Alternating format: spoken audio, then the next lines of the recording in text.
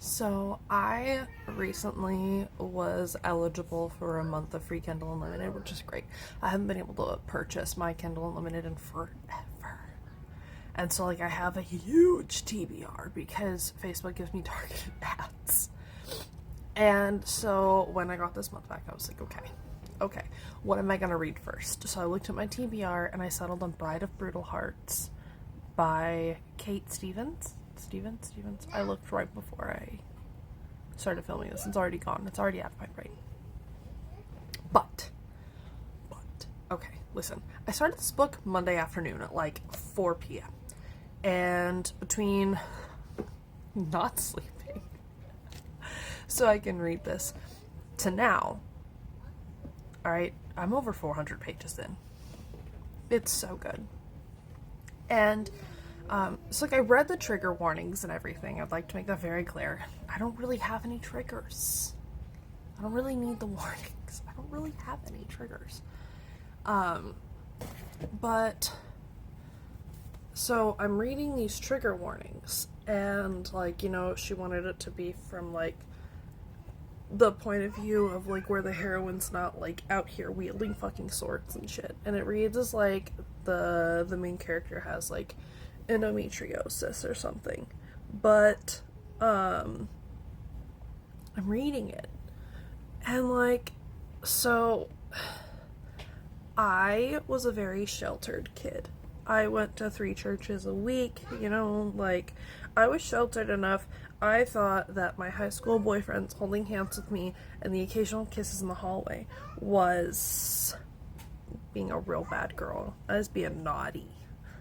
Alright. That's how sheltered that I was.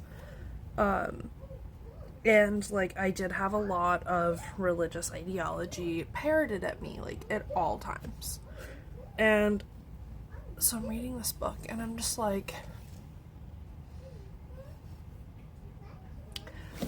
because the way that religion, specifically Christianity, gets at you is they really enforce the narrative in your own mind. They beat it into you that any kind of desire is wrong.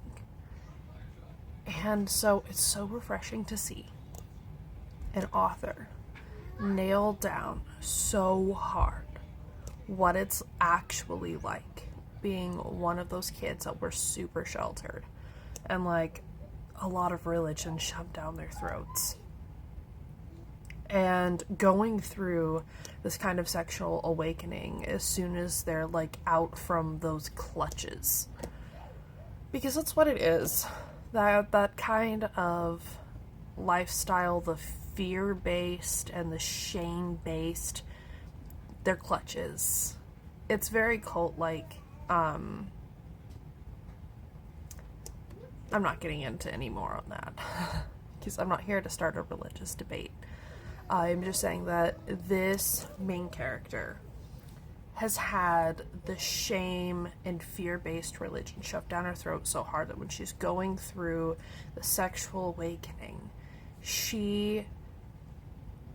we get to see the battle that we're having between what was driven into her, what she was always told her whole life, and what she feels. And it is so refreshing to see somebody accurately describe what that's like. Because on a lot of books where they're oh, trigger warning, religious trauma, it's the main character is oh, but this equivalent of Jesus says I shouldn't, and everyone will hate me because I'm not married. And then that's the end of it. But this author actually every step of the way.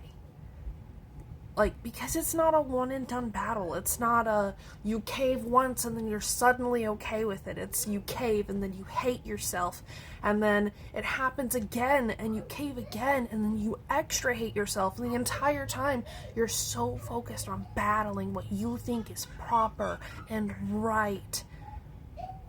And I think it's very refreshing. And this book is so well written, and the story is so good. Like, I don't know how she did it. But the entire time I'm reading it, I'm like, Nessa, baby girl, I understand. I understand. But yeah, it's a really good book. Go read it. It's on Kindle Unlimited. That shit's like $11.99 a month, and you get to support a bunch of small authors. It's the best thing that Jeff Bezos has ever done.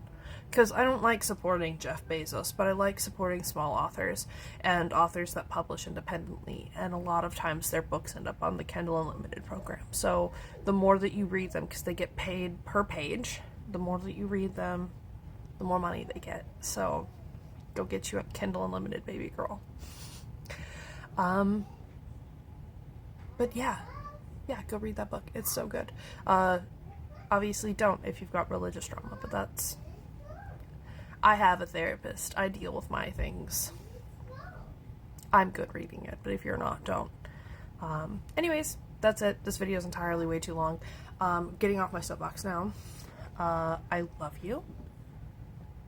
Be good. Well, maybe not good, but like, be a good person. There's objectively a difference there. If you've made it this far, give me a book to add to my TBR, since I'm clearing this one off probably within the next couple of days, and then I'll probably also polish off the entire series before Thanksgiving. So after I'm done cooking on Thanksgiving, I told my husband he's cleaning the kitchen. He's doing all the dishes. I'm not doing that shit. I just made a whole ass feast. Alright. Well, I love you. See you later. Bye.